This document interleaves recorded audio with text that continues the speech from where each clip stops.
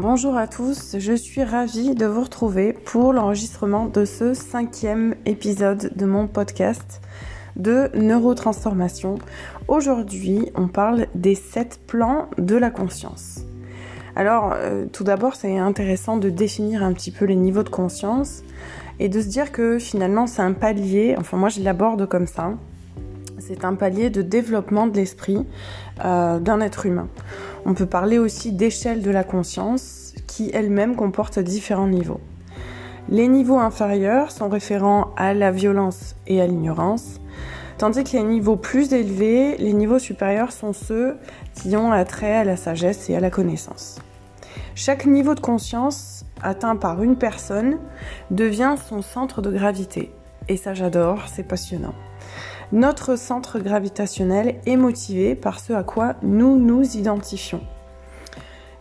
Et dans une vie, chaque être humain va traverser ses niveaux de conscience dans un ordre séquentiel. C'est-à-dire qu'on ne peut pas passer du niveau inférieur tout de suite au niveau sup-sup. Ça fonctionne pas comme ça.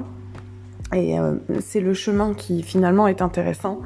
C'est que vraiment chacun, sans s'en rendre compte, traversons ces différents niveaux de conscience, donc à travers notre vie, nos expériences, d'une façon ordonnée. Et chaque niveau de conscience a son importance. On ne doit pas avoir tout de suite hâte d'arriver à tel ou tel niveau de conscience. Bien sûr que c'est motivant, mais c'est vraiment le chemin qui compte. Et d'établir des fondations solides, c'est aussi un peu un thème récurrent chez moi en coaching. C'est-à-dire de faire prendre conscience à mes clients qu'on ne peut pas tout de suite atteindre un niveau de conscience très élevé si on part de très bas. Il faut vraiment travailler sur les fondations, sinon on a toutes les chances de ne pas y arriver et de pas maintenir, de pas se maintenir, parce que finalement, ce qui est intéressant avec les niveaux de conscience aussi, c'est la stabilité.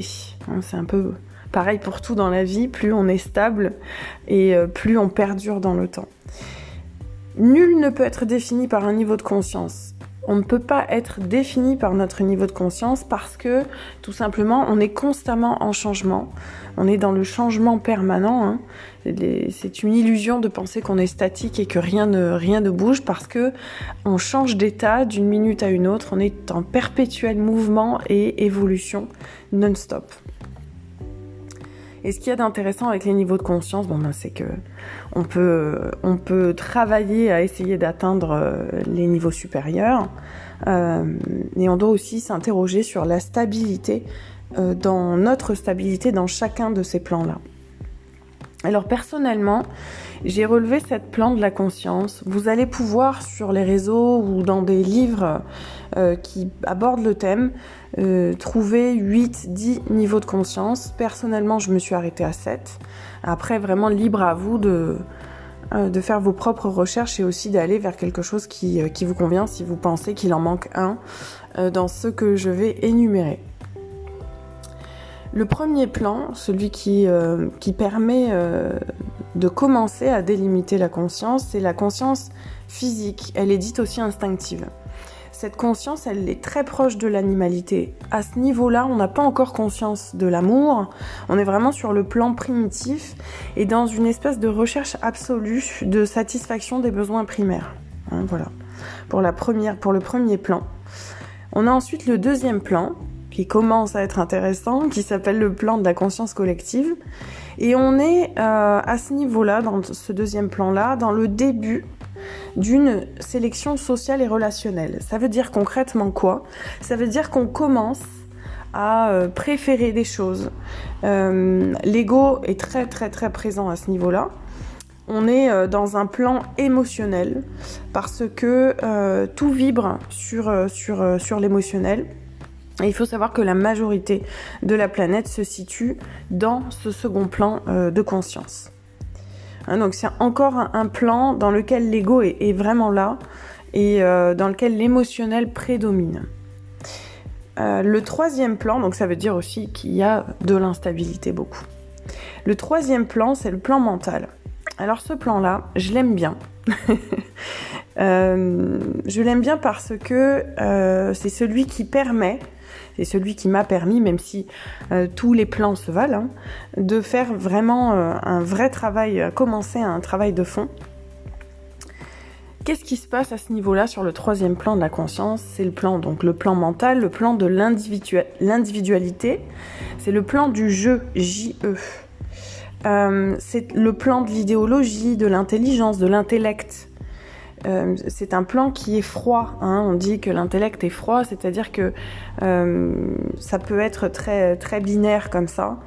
C'est un plan qui permet quand même une prise de conscience parce que l'individu, comme il y a la notion de jeu, le début de l'individualité, il y a forcément, tous ces plans-là, pour moi, sont reliés par des fils d'Ariane. Et l'individu va commencer à se tourner vers une compréhension de quelque chose qui le dépasse, de quelque chose de plus grand que lui, en fait. Et ce plan-là, il va permettre vraiment de commencer à évoluer et à travailler vers les derniers niveaux de conscience les plus élevés. On a ensuite le quatrième plan, intéressant aussi, c'est le plan causal. Le causal, c'est celui de la connexion avec l'âme. L'amour est très présent. C'est vrai que dans les plans que j'ai énumérés auparavant, il n'y avait pas encore vraiment cette notion d'amour. Il n'y avait pas encore cette notion de sagesse, de connaissance élargie, etc. On était vraiment dans des plans relativement restreints. Et là, on commence à embrasser la notion d'amour, de compassion. Donc l'amour est présent dans ce quatrième plan-là. On peut même parler d'amour spirituel. Certaines personnes qui sont dans ce plan-là peuvent connaître des relations, une espèce de fusion avec l'âme sœur, et trouver comme ça un relationnel très très très riche. À ce moment-là, dans ce quatrième plan de la conscience, donc dans le plan causal, on est bien plus connecté à son système empathique. Vous savez, le cortex préfrontal. À ce niveau de conscience-là, on vibre vraiment, on commence à vraiment vibrer avec l'amour, l'empathie, on est aussi dans la conscience de l'autre. Vraiment, on commence à avoir beaucoup moins d'ego et à se tourner beaucoup plus vers le monde pour mieux le comprendre et mieux se comprendre soi aussi. Et c'est vraiment sont les particularités du plan causal. Au niveau du cinquième plan, le plan de la superconscience, on est dans la pensée symbolique. On peut, à ce plan-là, à ce niveau-là, dépasser sa sexualité, développer ses facultés psychiques, notamment l'intuition, qui permet vraiment d'atteindre d'autres niveaux de conscience et d'aller vers les niveaux de conscience supérieurs. À ce stade-là, sur le cinquième plan, ce qui est intéressant, c'est que la dualité, comme nous sommes des êtres duels, elle est largement dépassée. On commence à comprendre depuis la clarté de l'esprit, non plus depuis l'obscurité du mental dualiste. C'est-à-dire qu'il y a beaucoup moins de confusion, forcément clarté mentale oblige, et on est vraiment dans un état de conscience. On n'est pas loin de l'illumination, même si on n'y est pas encore. On y arrive, on y va. Mais on dépasse énormément, on est dans le dépassement du soi. Et on a dépassé vraiment le stade de la dualité. J'ai envie de dire, on a dépassé sa physicalité. Et ça, c'était un des enseignements très très riche d'un gourou indien que j'écoutais parler il y a quelques années et qui disait que quand on commençait vraiment à évoluer, on embrassait, on n'était plus dans la physicalité de son être et on allait vers l'esprit universel, appelez-le comme vous voulez. Il n'y a pas de religieux, on est vraiment dans la spiritualité. La spiritualité, je le rappelle, c'est la science de l'esprit, c'est rien d'autre. Le sixième plan de la conscience, c'est la conscience intuitive, l'intuitio. Alors là, plus d'ego. On est dans plus de conscience intuitive et moins de conscience extérieure. On est connecté à la présence intérieure, on est vraiment dans l'introspection pleine. Et on a gommé, c'est un petit peu ce que je disais auparavant, on a gommé sa personnalité. Il y a une chose avec laquelle j'ai beaucoup travaillé, à laquelle j'ai été beaucoup alerte pour commencer un travail de développement personnel, c'est vraiment la personnalité. Parce que la persona, dans la Grèce antique, c'était un masque, c'était des masques que l'on portait pour jouer des rôles. Donc tout simplement, la personnalité vient de persona, donc le masque que l'on portait lors de représentations théâtrales. Donc la personnalité n'a pas besoin d'être travaillée, elle a besoin d'être justement dépassée, transcendée pour évoluer et atteindre des niveaux de conscience supérieurs. On a ensuite, et dernier plan, on a le plan de la conscience cosmique. Alors pourquoi on parle de cosmos ? Tout simplement parce qu'on va embrasser quelque chose de beaucoup plus grand qui nous dépasse tous. C'est un lieu dont beaucoup de maîtres spirituels parlent. Alors attention au mot maître spirituel, à utiliser avec parcimonie pour n'encenser et n'aduler personne. Mais voilà, à la hauteur du travail que chacun fait, on peut aller comme ça toucher la conscience cosmique, la rencontrer sur ce septième plan donc de la conscience. On est dans l'accomplissement, on est dans l'alignement parfait, on est habité par une énergie qui nous transcende. On peut aussi parler de pureté de l'esprit et d'illumination.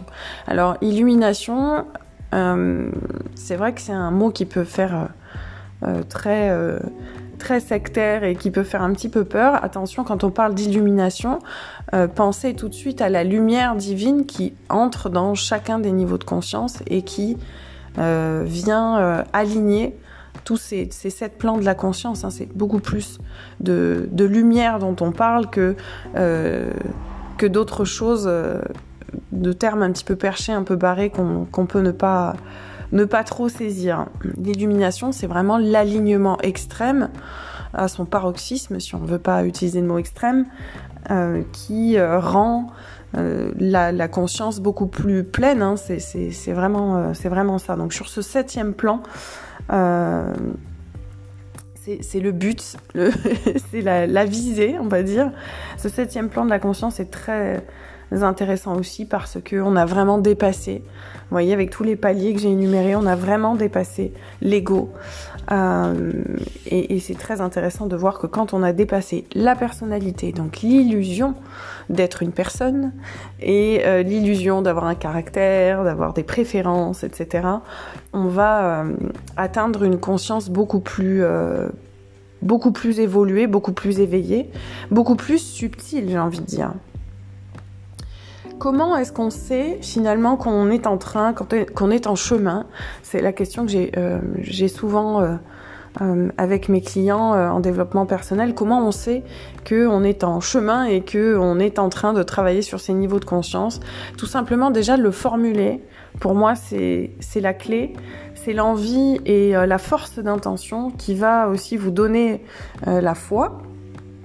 Et qui va vous permettre d'insuffler de l'énergie à évoluer dans chacun de ces niveaux de conscience. On n'a pas dit que le travail était facile, mais le chemin est vraiment magnifique parce qu'on observe que... pourquoi j'aime travailler sur les niveaux de conscience ? Tout simplement parce qu'on a cette sensation que la vie nous appartient beaucoup plus, on la subit beaucoup moins et on est... dans les pleins, alors j'ai pas envie d'utiliser le mot pouvoir, mais dans la pleine puissance de sa vie, et on vit sa meilleure vie finalement. Moi j'ai passé des années à ne pas vouloir évoluer parce que j'étais pas prête et parce que le travail me faisait peur, et je crois même, en étant honnête, que je n'avais pas du tout envie. J'étais plus dans la complaisance que la vie était difficile et que c'était comme ça. Quand je me suis réveillée, ça m'a fait tout drôle. Mais voilà, les niveaux de conscience, c'est vraiment quelque chose dont je parle parce que ça vous permet de ne plus subir votre vie, ça vous permet de vous connecter à quelque chose de beaucoup plus grand. On n'est pas dans le religieux, encore une fois, on est vraiment dans la science de l'esprit, la physique de l'esprit. Et On peut même le mélanger avec la science parce que lorsqu'on a tous ces paliers ou l'énergie du corps, lorsqu'on atteint ou on traverse tous ces paliers de conscience, il y a une dynamique qu'on acquiert, c'est qu'on atteint des niveaux vibratoires beaucoup plus élevés. Donc, qui dit niveau vibratoire beaucoup plus élevé, dit onde cérébrale beaucoup plus élevée. Et on le sait avec les avancées en neurosciences, moi qui me passionne, plus on va vibrer en ondes alpha, theta, etc., plus on va augmenter du coup la stabilité au niveau de ces niveaux de conscience. En fait, tout est relié, tout est interconnecté, nous sommes aussi interconnectés. Et j'aime beaucoup cette phrase d'un de mes profs magiques, comme j'aime bien le dire, avec lesquels je travaille aussi pour ma thèse, qui dit « l'autre c'est moi ». Et on a souvent cette fâcheuse tendance à dire les autres font ceci, les autres font cela, un tel est comme ceci, comme cela. Mais l'autre, c'est toujours nous, ça peut être nous ou ça sera nous. Et quand on essaie d'être beaucoup moins dans le jugement, c'est Gabby Bernstein qui en parle très très bien aux États-Unis. Elle a écrit un livre, Judgment Detox. Quand on essaie de dépasser ce qui nous sépare, ben forcément on va vers une énergie où on veut être relié à l'autre. Alors ça veut pas dire qu'on va gommer et effacer qui on est, ça veut simplement dire qu'en faisant un effort, en s'inscrivant dans un élan de compréhension, on atteint des niveaux de conscience supérieurs. Et on doit y travailler au quotidien parce que ça ne se fait pas tout seul. Personnellement, j'investis beaucoup d'énergie dedans, mais toujours une énergie juste, pour acquérir une certaine stabilité et voir aussi recueillir un peu l'usufruit du travail. Parce que c'est vrai qu'en développement personnel, il y a beaucoup de gens qui s'essoufflent ou encore des gens qui ne savent pas par où commencer. Et ça, c'est une vraie question en développement personnel. D'ailleurs, ça sera sûrement le sujet d'un autre podcast si vous êtes intéressé. On fera un petit sondage. Et voilà, le travail commence par là, par le subtil. Les niveaux de conscience révèlent aussi notre degré de guérison. C'est-à-dire que en acquérant plus de conscience, on va arriver à s'auto-ajuster, à corriger des comportements, des émotions, à s'ajuster dans la matière. Mais ça se prépare toujours dans l'invisible. C'est-à-dire qu'il ne peut pas y avoir de comportement juste s'il n'y a pas de pensée juste. Et ce travail d'alignement, cet effort d'alignement, il vient d'abord dans la conscience pour ensuite être matérialisé dans l'action. Pour ce qui est des exercices à pratiquer au quotidien, alors moi j'en ai toute une ribambelle à proposer. Il y a la méditation en pleine conscience, vous avez aussi des exercices de respiration. Il y a le travail qu'on peut faire en accompagnement, en thérapie ou en coaching avec un professionnel pour nous aider à évoluer et à ajuster notre comportement, des livres de développement personnel, des séminaires, des vidéos, des podcasts, des enregistrements. Et surtout, une chose, aimer échanger avec le monde, aimer échanger avec les gens. Vous savez, parfois, on a l'impression d'être seul à vivre telle ou telle situation, et quand on échange avec les gens, ils peuvent parfois avoir des réponses pour nous, parce qu'ils ont un recul émotionnel, ils sont pas impliqués énergétiquement, et juste simplement en partageant leur expérience, on peut avoir des révélations comme ça spirituelles, où on peut acquérir recevoir une certaine forme d'enseignement. Moi, je reste persuadée qu'on apprend toute la journée des gens, et même en coaching, c'est pas parce que je suis le coach que l'énergie fonctionne que dans un sens. J'apprends toujours énormément, et se mettre en état d'apprentissage comme ça aussi, travailler l'humilité, c'est Serge Boutboul en parle beaucoup, un de mes profs, et je le remercie d'ailleurs parce que j'ai commencé mon travail en développement personnel vraiment avec cette question qui me taraudait beaucoup, et avec cette... alors c'est pas ce degré d'importance, mais voilà, cette espèce de point d'alerte comme ça, de l'humilité, parce que l'humilité, elle permet vraiment aussi de gommer l'ego et en tout cas de le faire taire un peu et d'aller toujours chercher à comprendre, à connaître, à apprendre. Et lorsqu'on est dans l'humilité, on peut aussi atteindre différents niveaux de conscience, des niveaux de conscience supérieurs. C'est vraiment une base pour moi dans l'apprentissage de ce que je sais, c'est que je ne sais rien. Et d'avoir cette volonté de faire, d'apprendre constamment. Parce que on est en perpétuel mouvement et que c'est une illusion vraiment. Alors il y a des gens qui sont inquiets quand ça bouge trop, mais moi je m'inquiète plutôt quand ça bouge pas, parce que c'est pas le propre de la vie du tout.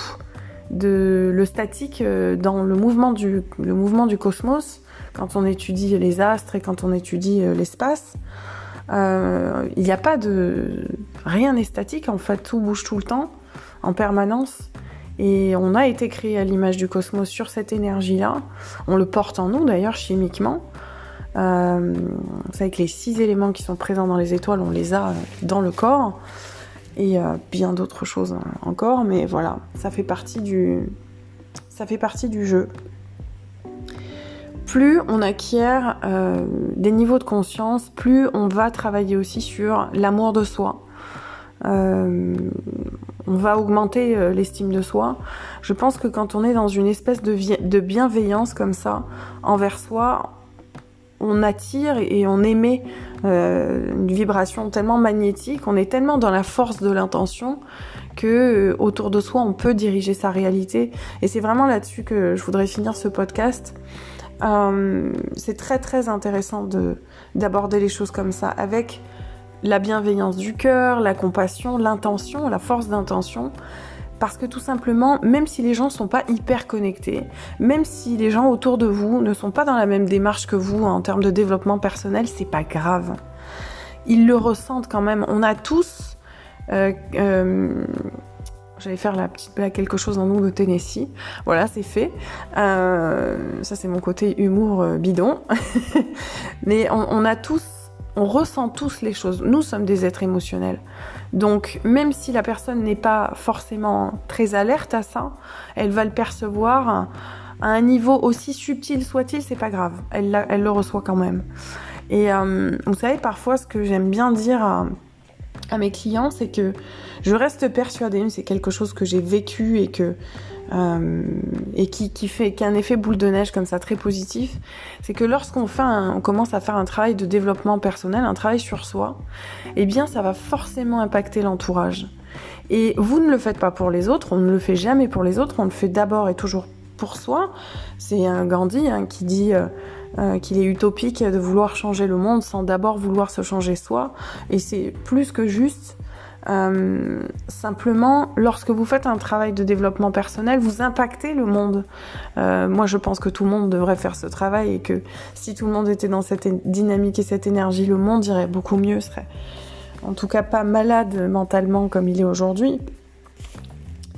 Le monde serait beaucoup plus stable, parce qu'on est aussi à la recherche de sécurité constante.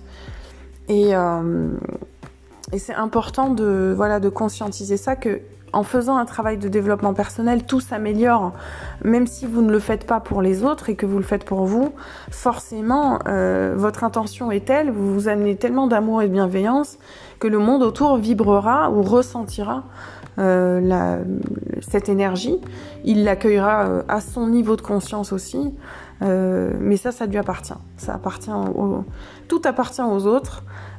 Chacun est libre de faire le travail qu'il a envie, même si je pense qu'il y a quand même une certaine urgence de développement de soi et de guérison, lorsque les gens souffrent, ils sont susceptibles de faire souffrir à leur tour. Et je terminerai par cette petite phrase que j'aime beaucoup, qui n'est pas de moi, qui est de Franck Hatem, qui dit « Il n'y a pas de différence entre les gens, il n'y a qu'un temps de conscience ».